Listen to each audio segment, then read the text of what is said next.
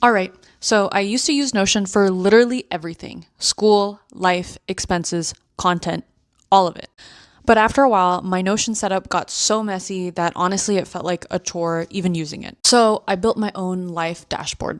So this is my homepage, my overview page, and this page gives me a quick overview of my day, my to-dos, the content that I want to post, any upcoming bills or upcoming paychecks. Then I have my create dashboard, which is where I keep my brand pillars, idea bank, weekly plan, and content calendar. Then I've got my money dashboard, which is essentially my finance spreadsheet.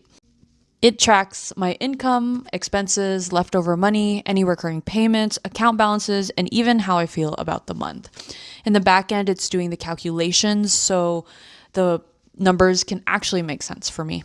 I also have a notes dashboard, which is essentially my digital journal.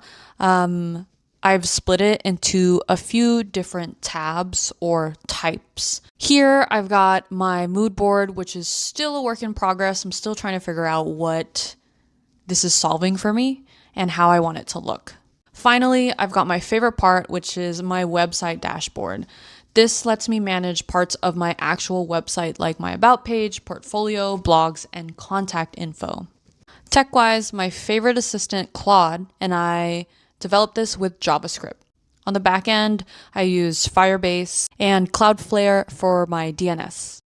This started because I was frustrated with how complicated my system became, but it turned into a project about designing a system around how I think. It's definitely a living dashboard, meaning I'm adding new features, removing old features, fixing bugs, and changing things to the system as my life changes. I didn't build this to make the perfect tool. I built it because I wanted something that can make my life just a little bit easier to manage.